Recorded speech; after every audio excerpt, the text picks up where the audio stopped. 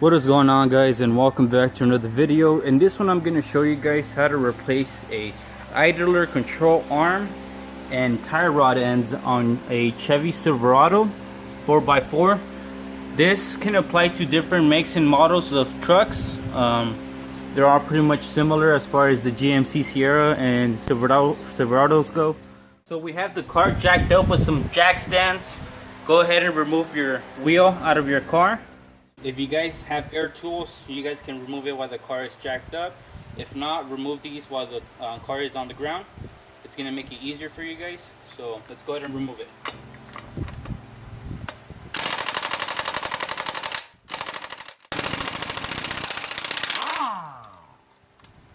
Go ahead and remove your wheel.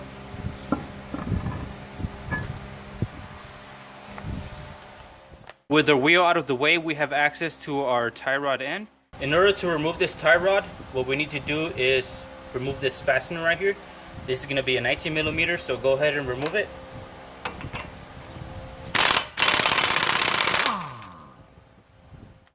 Now that you have removed the fastener, go ahead and hammer this out. I'm going to use the hammer and just hit it right here and push the tie rod out.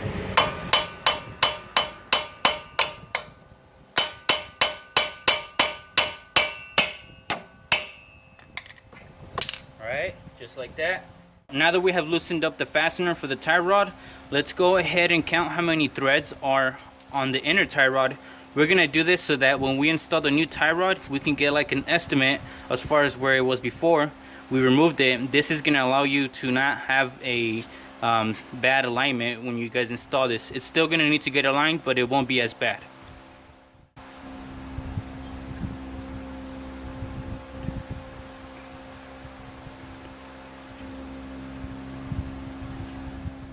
Now that we counted the threads, let's go ahead and put this back on the knuckle. And we're going to go ahead and loosen up this fastener right here for the tie rod so that we can remove the tie rod. I'm going to use an adjustable wrench to remove this fastener.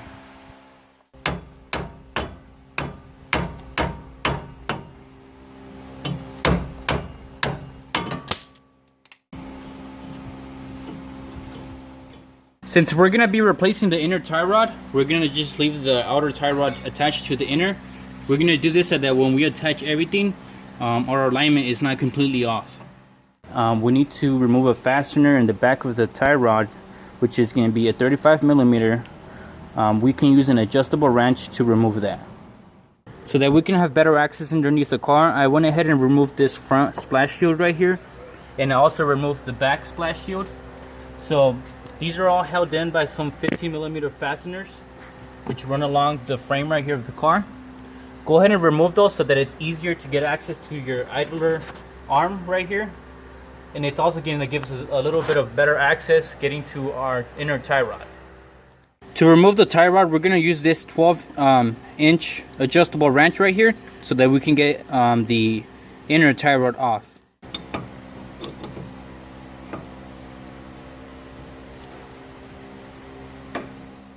Now that we got the old inner and outer tie rod out of the vehicle, let's go ahead and measure it to the new one. We want to do this so that we can get the alignment as close as possible.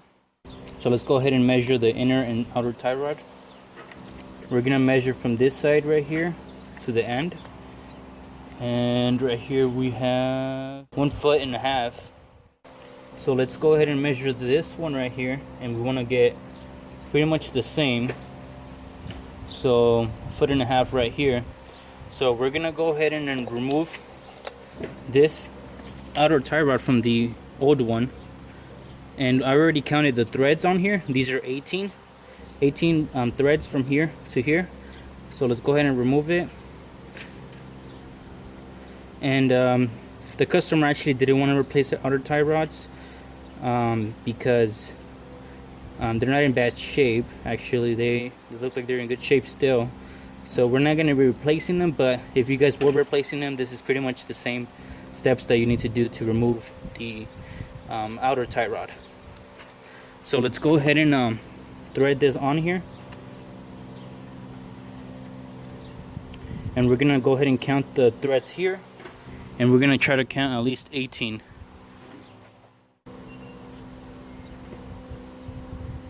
Alright, so that's 18 right there. Let's go ahead and move the fastener back so it can be at 18.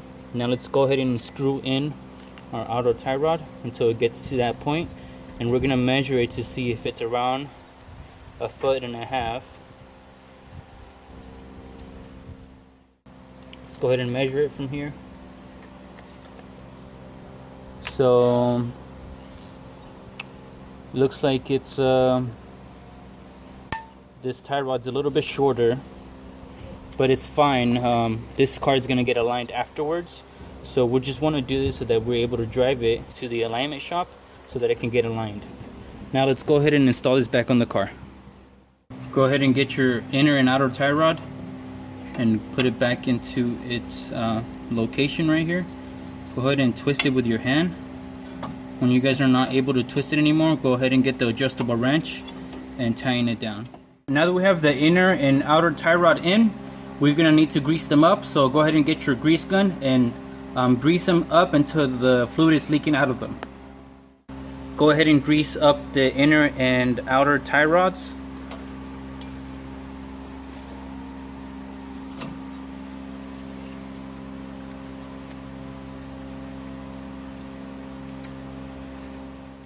Next, go ahead and grease up the inner tie rod with the grease fitting right here.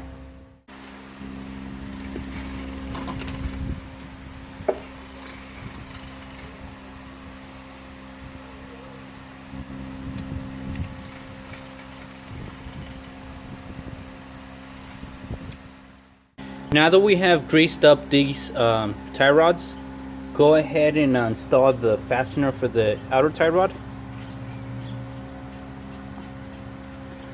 Also, don't forget to tighten up your fastener for the inner tie rod right here. So go ahead and tighten this up.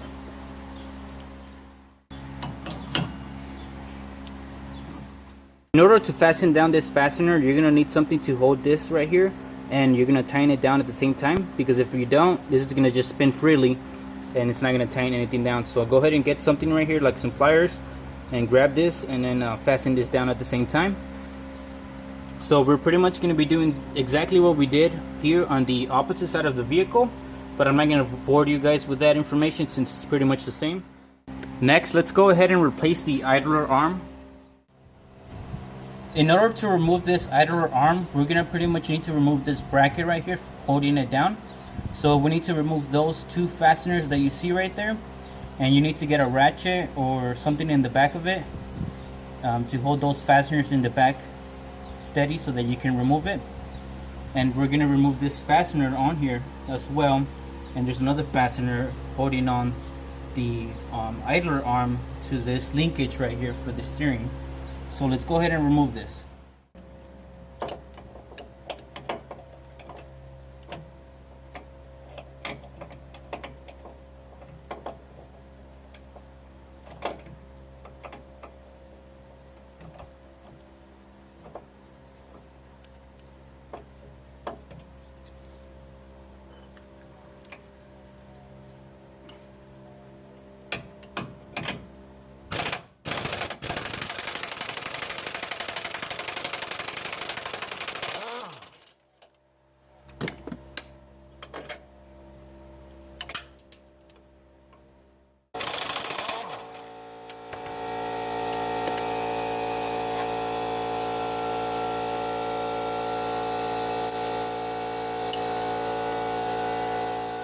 Before we go any further, I just wanted to let you guys know that in order to remove the idler arm, you're going to need this part right here. This tool, you need to rent it or buy it. I got it from AutoZone. This is the part number right here. So we're going to use this to remove that idler arm. So this is pretty much going to go over this like this.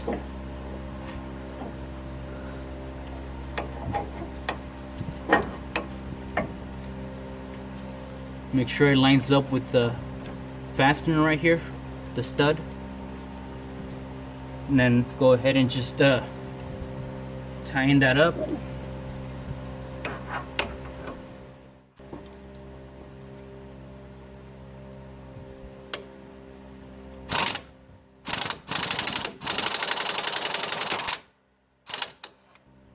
Just like that. Now let's go ahead and remove it and remove the fastener right here out of there. And we're gonna do the same thing to the other side.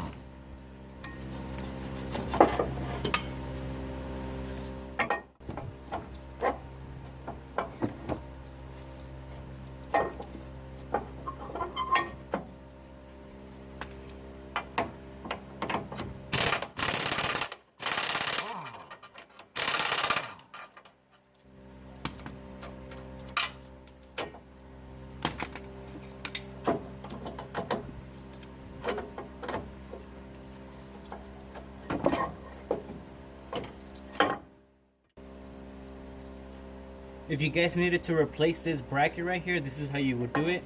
It's pretty much the same thing that we're doing right here. I'm not going to be replacing this, so we're just going to go ahead and put this off to the side.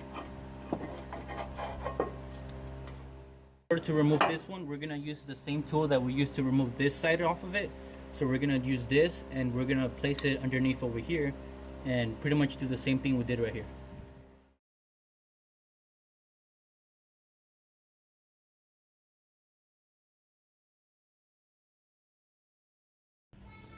Alright guys, so once you guys remove your idle arm, go ahead and install the fitting right here for the grease.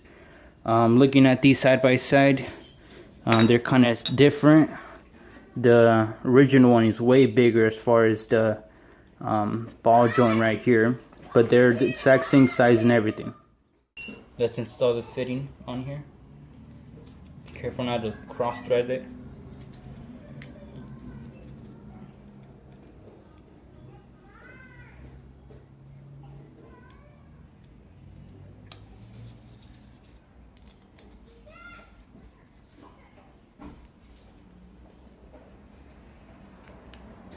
You don't want to over tighten it up, just snug, and that should be fine.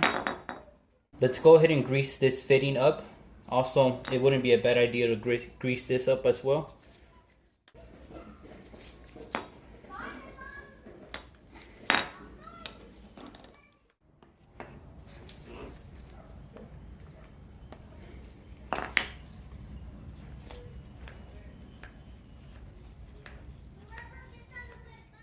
Now that we greased these parts up, let's go ahead and put them back on the car.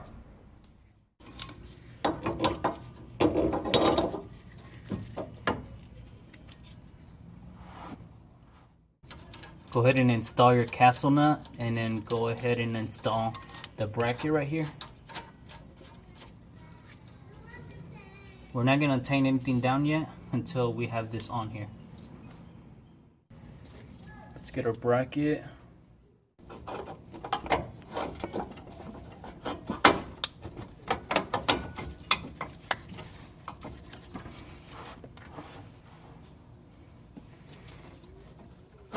Go ahead and install your fasteners back on.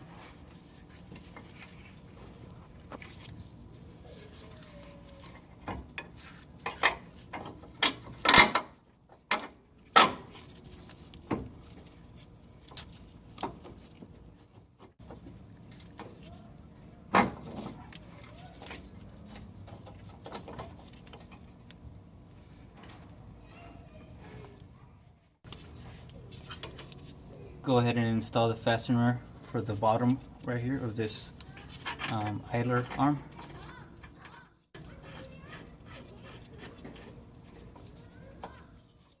Go ahead and install the nut right here that goes in the back of these fasteners. There's a washer. The washer needs to be facing the little rivet edge right here, needs to be facing the bracket. The flat section right here needs to be against the nut right here.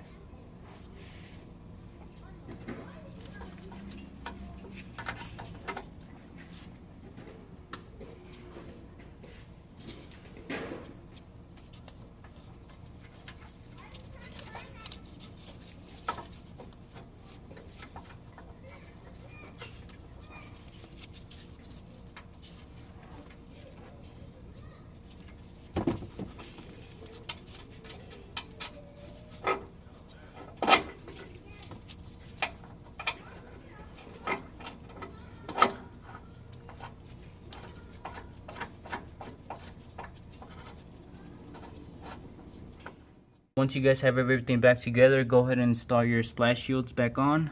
Don't forget to put those 15mm fasteners all the way on there, and you guys should be golden. If you guys did like what you guys saw in this video, please make sure to give me a thumbs up, and like always, thanks for watching, guys.